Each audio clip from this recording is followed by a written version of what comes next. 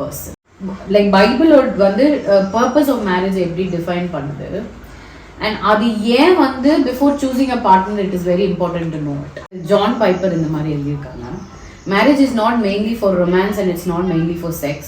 As good as those are, marriage is mainly for displaying to the world the covenant keeping the love between Christ and his church அப்படின்னு சொல்லிட்டு John Piper has written that. And more about what John Piper has said is, the marriage is for the display of Christ's covenant keeping grace. God gets glory when two very different and very imperfect people forge a life of faithfulness in the furnace of affliction by relying on Christ. So in all of this we see is that covenant keeping grace.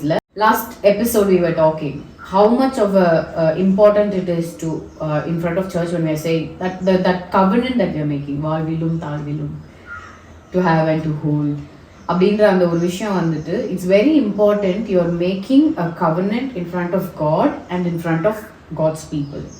அது வந்து it's a holy matrimony அப்படின்னு சொல்லுவாங்கல்ல.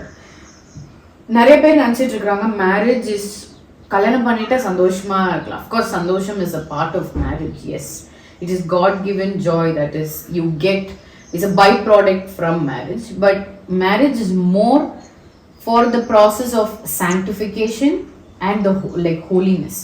Marriage is for holiness more than it is for happiness அப்படின்னு நான் நம்புறேன்.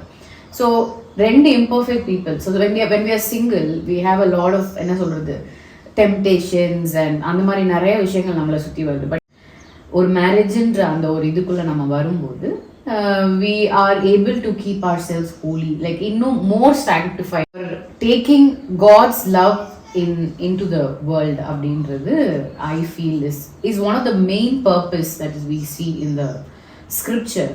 and இது எதுக்கு முன்னாடியே உங்களுக்கு தெரிஞ்சிருக்கணும் அப்படின்னா, இது தெரியாமல் ஒரு கல்யாணத்தை நம்ம பண்ணோம்னா, எதுக்கு கல்யாணம் பண்ணோன்னு தெரியாமல் நம்ம வந்துட்டு நிறைய தப்பு பண்ணுறதுக்கு, இப்போ நீ இப்படி பண்ணியா நான் இப்படி, all of this happensல Neeya Naana.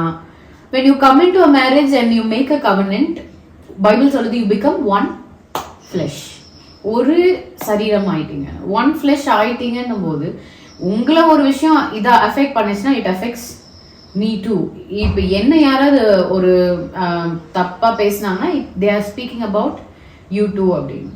இப்போ இந்த ஒரு மைண்ட் செட் உங்களுக்கு வரணும்னா you need to understand the purpose of marriage. And அந்த பர்பஸ் ஆஃப் மேரேஜ் நீங்கள் அண்டர்ஸ்டாண்ட் பண்ணிக்கிட்டா தான் when you get married you know what you're getting yourself into. like இதுதான் we are going to be living as a testimony of God's love. தேவன் எப்படி ஒரு சபையை நேசிக்கிறாரோ அதே போல பைபிள் எஃபிஷியன்ஸ்ல போட்டிருக்கு, புருஷன் வந்து மனைவியை நேசிக்கணும், மனைவி வந்து எப்படி சபை வந்து தேவனுக்கு கீழ்ப்படியணுமோ ஒப்பு கொடுக்கணுமோ அது மாதிரி wife should submit to the husband அப்படின்னு சொல்லி. இப்போ நீங்கள் சொன்ன கோட்ஸ்லேயும் ஒரு ஒரு ஃபவுண்டேஷனல் பாயிண்ட் என்னன்னா,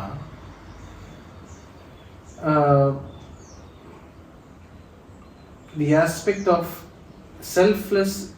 ஒரு ஒரு பேராஃப்ரைஸ் பண்ணி சொன்னோன்னா, செல்ஃப்லெஸ் வந்து திங்கிங் அபவுட் யுவர் ஸ்பவுஸ். இப்போ திங்கிங் அபவுட் ஸ்பவுஸ் எப்படின்னா, whatever you do, how you would want, like how can you show care. நீங்கள் எப்படி அந்த கேர் காட்டலாம் அவங்க ஸ்பவுஸ் மேலே, அந்த கேர் காட்டலாம் தான் இப்போ ஹஸ்பண்ட்ஸ்க்கு ஒய்ஃப் மேலே, ஒய்ஃப்க்கு ஹஸ்பண்ட்ஸ் மேலே அந்த அவங்களே பற்றி யோசிச்சு அவங்களுக்கா. இப்போ நம்ம பேச்சுலர்ஸாக இருக்கும்போது இல்லை சிங்கிளாக இருக்கும்போது எல்லாமே நம்ம சிங்கிளாக இருந்தாலும் ஒன்றும் ஒரு கவலையே இல்லை. நம்ம என்ன செய்யணுமா செய்யலாம், என்ன சாப்பிடணுமா சாப்பிடலாம், எங்கே போகலாம் எல்லாமே நம்ம இஷ்டம் விருப்பப்படியே பண்ணலாம். ஆனால் கல்யாணத்துக்கு அப்புறம் இட்ஸ் டூ பீப்புள். ஒருத்தர் ஒரு ஆள் மட்டும் கிடையாது, இப்போ 2 ஆள் ஆயிடுச்சு. அப்போ 2 பேரும் சேர்ந்து வரும்போது நம்ம எல்லாமே நம்ம பற்றி யோசிக்காம நம்ம ஸ்பவுஸ் பற்றி யோசிச்சோன்னா, thinking about the other person, putting their interest at heart, அவங்களோட இன்ட்ரெஸ்ட் என்னமோ அது வந்து ஃபோக்கஸ் லைட்டில் வச்சு பண்ணிட்டோன்னா is an important aspect of moving forward in marriage.